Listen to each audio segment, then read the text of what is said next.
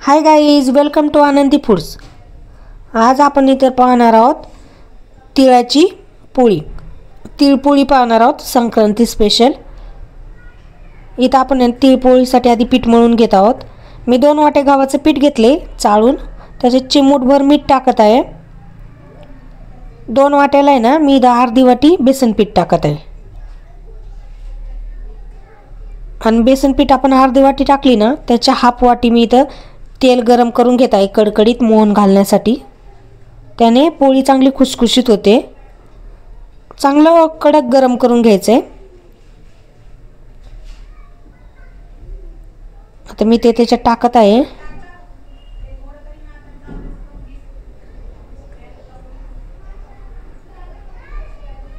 आता आपल्याला हे चांगलं आहे ना मिक्स करून घ्यायचं आहे।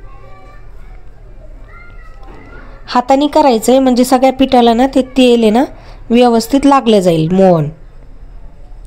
आपण इथे एकच सारणापासून 2 पदार्थ बघणार आहोत, एक तिळपोळी आणि एक मऊ तिळाचे लाडू। म्हणजे आपण ते पाकाचे करतो ते थोडे कडक वाटतात ना, कुणाला ते पण आवडतात कडकडीत आणि कुणाला असे पण आवडतात मऊ। इथं आपल्याला थोडे ना घट्ट पीठ मळून घ्यायचे आहे, म्हणजे आपण त्याचे सारण भरणार आहोत ना, त्याच्यामुळे पातळ नाही मळायचे। मी हे मळून घेतलंय, अर्ध्या तासासाठी ना झाकून ठेवत आहे। तोपर्यंत आपण सारणची तयारी करूया। इथे मी 1 वाटी तीळ घेतलेत। आता ते मी व्यवस्थित चांगले भाजून घेते।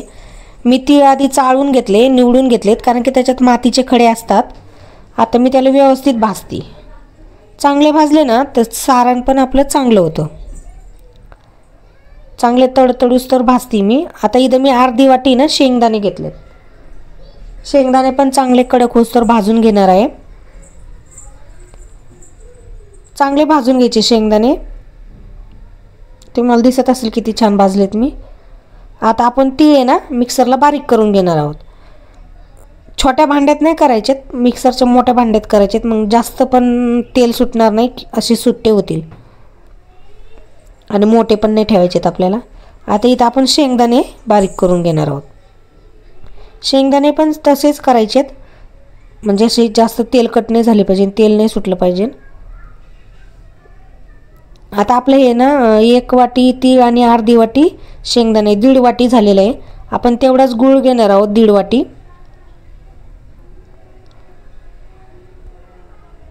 आता गूळ आपण त्याच्यात आहे ना चांगलं मिक्स करून घेणार आहोत। आपण त्याच्यात आहे ना अर्धा चम्मच विलायची पावडर टाकणार आहोत आणि गूळ मिक्स करून घेणार आहोत। आता आपलं हे ना हे मिक्स झालं ना, आपण मिक्सरला परत एकदा फिरून घेणार आहोत, म्हणजे तो छोटा मोठा गूळ असेल ना तो एकदम बारीक होईल आणि पोळी व्यवस्थित लाटता येईल आपल्याला। आता मी हे मिक्सरला फिरवून घेत आहे। तुम्ही पाहू शकता किती मऊसूत झालेला आहे, म्हणजे पोळी फुटणार नाही आपली। आता आपण इथं पोळी लाटून घेणार आहोत। छोटासा उंडा घ्यायचा आहे, नेहमी चपातीला घेता त्याच्या अर्धाच घ्यायचा आहे आणि चांगलं मऊ करून घ्यायचं आहे। पीठ खूप सॉफ्ट होतं, आपण तेल टाकलेलं आहे त्याच्यामुळे आणि बेसन पीठ। आता आपण पिठात बुडून आहे ना त्याची चांगली पारी करून घेणार आहोत, पातळ करून घ्यायची एकसारखी। आता आपण त्याचे सारण भरणार आहोत। सारण हे तुम्ही तुमच्या आवडीप्रमाणे भरू शकता, पण जास्त भरलं ना थोडीशी इकडे तिकडे फुटते, थोडं कमी भरलं तर व्यवस्थित येते, पण जास्त सारण भरलं तर खायला छान लागते। मी काटोकाट सारण भरलं, तुम्ही ते पाहू शकता। हे सारण आहे ना पुरणपोळीसारखं नसतं, त्याच्यात ते सुटसुटीत असतं ना, मग त्याला थोडंसं आधी दाबून घ्यायचं आपल्याला खाली। आपल्याला असा उंडा बनवून घ्यायचा आहे। त्याचं वरचं एक्स्ट्रा जे पीठ असेल ना ते आपण काढून घेणार आहोत आणि दाबून घेणार आहोत। मी असं करते बघा, सगळीकडून दाबून गोल करते, म्हणजे ते ना कडीपर्यंत सारण जाईल आपलं, फक्त मध्येच नाही राहणार। आणि हलक्या हाताने लाटून घ्यायचे, जास्त दाब देऊन नाही लाटायचे। अशी पोळी बिंगली पाहिजे लाटताना, इतक्या हलक्या हाताने लाटायचं आपल्याला। मी जास्त मोठे नाही करत आहे, मीडियमच करते।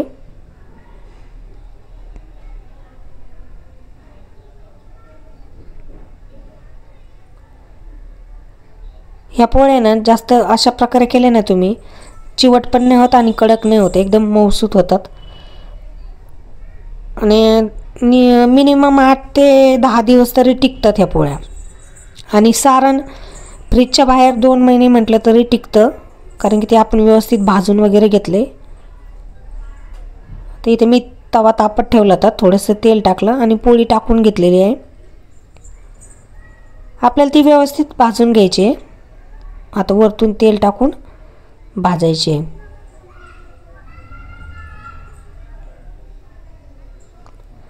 छान खरपूस भाजून घ्यायची आहे. तुम्ही प्रवासात वगैरे कुठे पण जाताना घेऊन जाऊ शकता, कारण की त्या खराब नाही होत. आणि थंडीत आहे ना तीळ खाल्लेले खूप चांगले असतात, लहान मुले असो किंवा मोठे असो. आपल्या हाडांसाठी तर खूप चांगले असतात. मुलं छान आवडीने खातात लहान. आपण या अशा प्रकारे सर्व पोळ्या करून घेणार आहोत. मी ज्या प्रमाणात तुम्हाला सारण सांगितले ना, त्या प्रमाणात जर तुम्ही सारण केलं ना तर मीडियम साईजच्या 10 पोळ्या होतात त्याच्यात.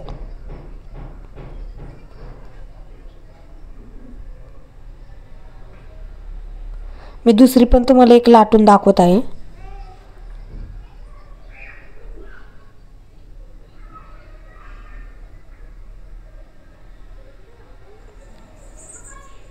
सारण आपल्याला थोडेसे ना दाबून घ्यायचे आणि उंडा करून ते एक्स्ट्राचं पीठ काढून घ्यायचं. पिठामध्ये बुडून आपण आहे ना त्याला थोडंसं दाबून घेणार आहोत, गोल फिरवून, म्हणजे सारण सगळीकडे जातं.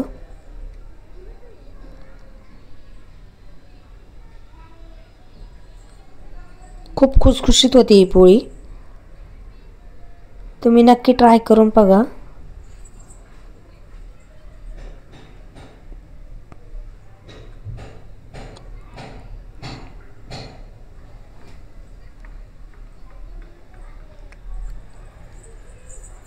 मी मीडियमच साईज करते आहे, जास्त मोठ्या पण नाही करत आहे.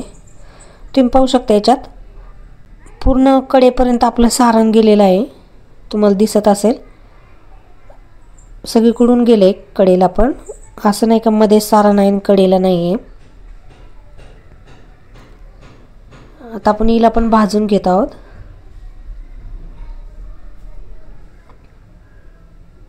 गॅस मीडियमच ठेवायचा आहे.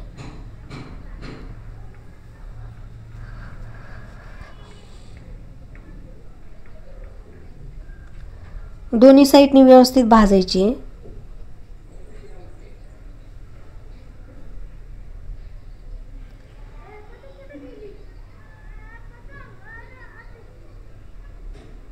तेल टाकून व्यवस्थित खरपूस भाजून घ्यायची आपल्याला. आता मी ना सर्व पोळ्या करून घेते. आपला प्रत्येक व्हिडिओ आहे ना 5 मिनिटाचा ते 6 मिनिटाचा असतो. ही लॉंग प्रोसेस आहे, त्याच्यामुळे ना आपला व्हिडिओ 10 मिनिटाचा झालेला आहे. त्याच्यामुळे मी सर्व पोळ्याने दाखवते तुम्हाला, बाकीच्या पण मी करून घेते.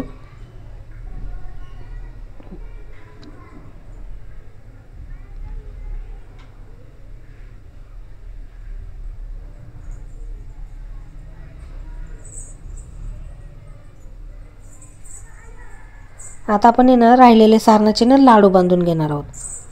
तुम्ही संक्रांतीला जे हळदी कुंकाला येतात त्यांना द्यायला किंवा घरी मुलांना खायला थंडीच्या दिवसात बनवू शकता. खूप पटकन बनले जातात, म्हणजे त्याच्यात तूप वगैरे टाकायची काही गरज नाही, कारण की ते सारण तेवढे सॉफ्ट आहे ना.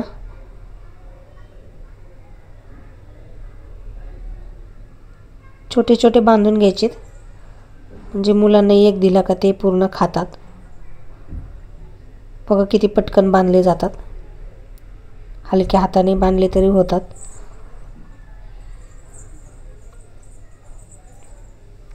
बघा किती छान दिसतात. व्हिडिओ आवडला असेल तर लाईक करा, शेअर करा आणि सबस्क्राईब करा. 2 आयटम केलेत आपण एका सारांमध्ये. लाडू किती सॉफ्ट झाले ते बघा तुम्ही.